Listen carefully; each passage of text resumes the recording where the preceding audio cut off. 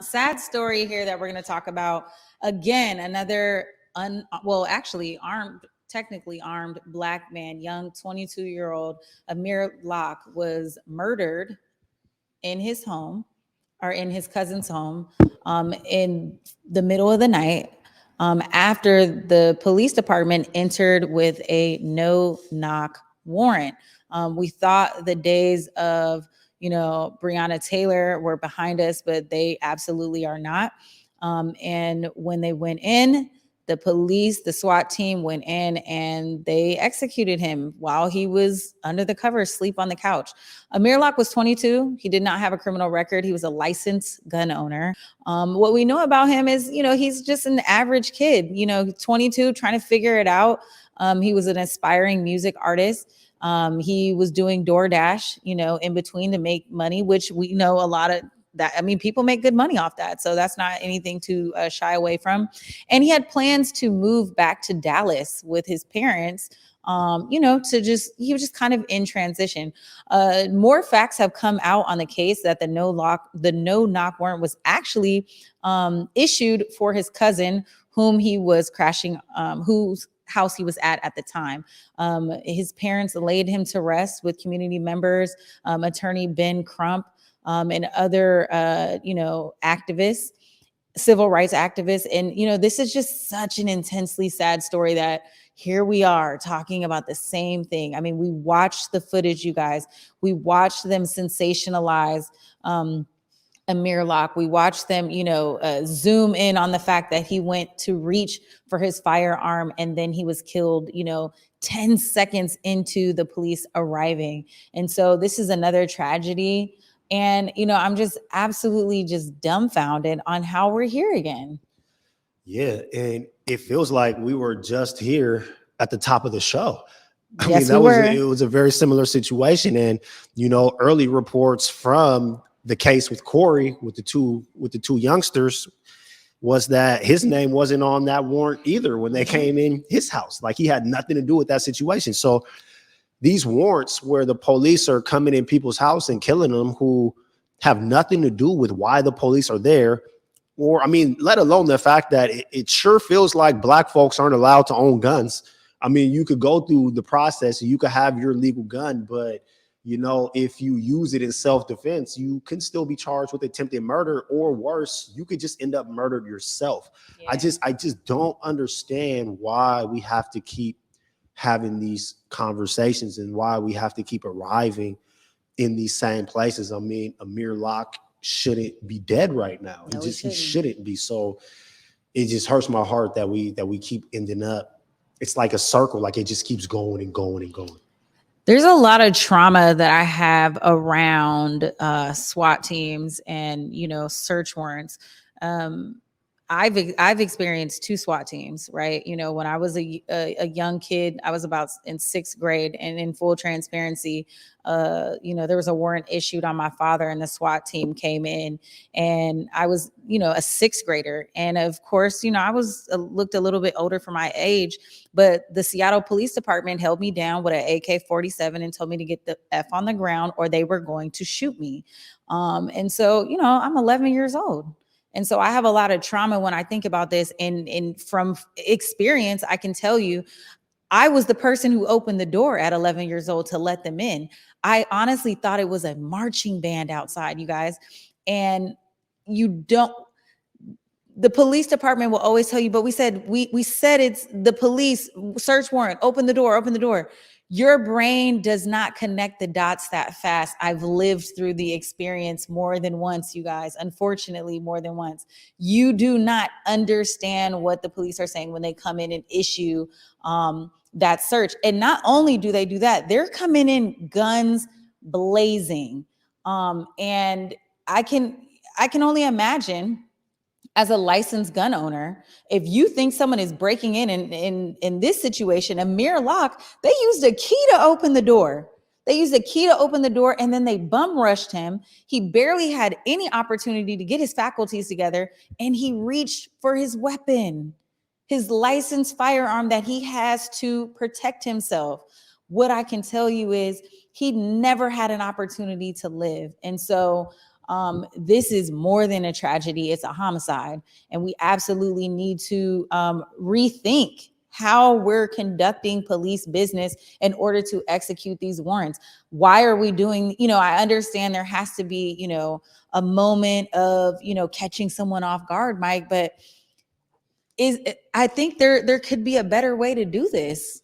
Well, I think you're right, but I think what strikes me is the fact that the police don't have to assume any of the risk. Like the police, they do a no-knock warrant, and look at the times that they keep doing this. Like, I don't have the time that they ran in on Amir Locke right in front of me, but I feel like it was also super early in the morning when he was asleep. Yeah, it was like 5 a.m. So it's like, where is the responsibility to the police when you're running in someone's house like that? Like, it ain't no responsibility. I was 11 years old and they handcuffed me. What can I do? I don't have a weapon. I don't even have a driver's license. I'm a kid. I'm a baby. I'm a child, and I'm handcuffed. Me and my brother are handcuffed, sitting on a couch, gunned down, handcuffed. Yeah, it's just my mom had to ask them to please. My daughter is 11 years old. Please take the handcuffs off my child. They don't care. When we talked about, even the young child in police custody who, the accident where the accident allegedly, but they left the child unattended in the car, a 1-year-old baby and a 3-year-old baby. Like, come on, we can't do that. We can't continue to think that even makes sense. Why would you ever leave a 1-year-old and a 3-year-old baby unattended in a car to help anybody get through? You're talking about when you execute a search warrant, there's hundreds of police there. There's more than enough people to help a vehicle pass by. You absolutely don't leave a child unattended. So I think you're right. There's no oversight. Let that black mom have left her kids unattended, and then one of the kids ends up getting hurt like that, because now the state's coming. So it makes no sense why the police officers just get away with that. Well, I think in the Amir Locke case, we're actually absolutely going to see this go to court. The officer is on paid leave, as we know. Shout out to the taxpayers. Dollars paying into that, and then they wonder why we shout defund the police. So there's a lot to think through here. This baby is just being laid to rest. His parents just laid him to rest. He has a active mother and father.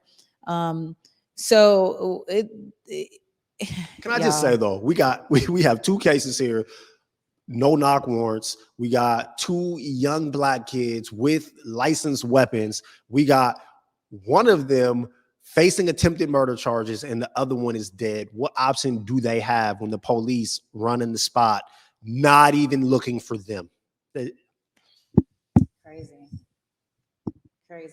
Which is why we have to get rid of the no-knock warrants, period, point blank, period. They have to be abolished. But look, you guys, we are out of time. That is our show today. If we can just go back to wide, y'all, it's been a pleasure. I'm so glad to be in studio. I wish I could be here next week to do it again. Man, you're not trying to extend that vacation? Nah, I can't do it. Nah, we're actually going back in office. So, you're not remote. No, well, we're doing hybrid schedule as of next week. We're gonna go back next week. I'm actually like the week after. So luckily, I'm still able to work remotely here. So I work today and I'll work tomorrow.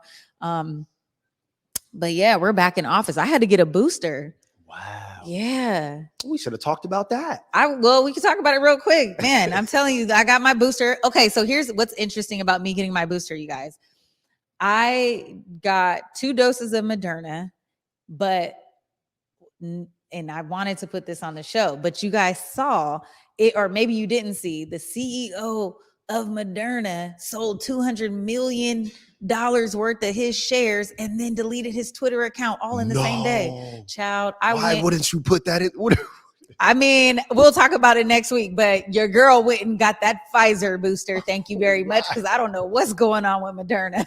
That's real? Like, that's reported? Yeah, that's real. I wouldn't come out here and just be funny about that. No, I'm serious. And I'm absolutely serious that I got Pfizer instead. Oh, yeah. We're going to have to talk about that next week. I mixed and matched it. So I feel good, though. Yeah, they say, though, that was the safest way to go, though, was to mix. Just don't mix the Johnson & Johnson. Just mix The other two. Did you hear that? That it's good to mix? That. Oh, okay. I didn't hear that. I did not hear that. So I'm just playing. That's not real. On. Don't take my They're word gonna on flag that. this video now. Oh my God, you've been watching too much. Seems like too much Seth Rogen it makes sense for in you. my head. You know, you never know. Come on, man. Hey, did you see? And they got your boy Seth Rogen all tied up too. We'll talk about that next week. Okay. Yeah. All right, y'all. Mike Davis, when you're not here on Clapback Culture, where can I find you? You can find me at the South Seattle Emerald, but Wednesday mornings, man, I'm right here with Owen Trey on the Morning Update Show. So Thursday nights, I'm here with Julia. Wednesdays, I'm with Owen Trey. Check me out. All right, y'all. And I'm Jules Jesse. You guys can find me on Instagram and Twitter at Treasure of JULES. You know what it is. Slide in my DMs. Please let me know what you want to hear about next week.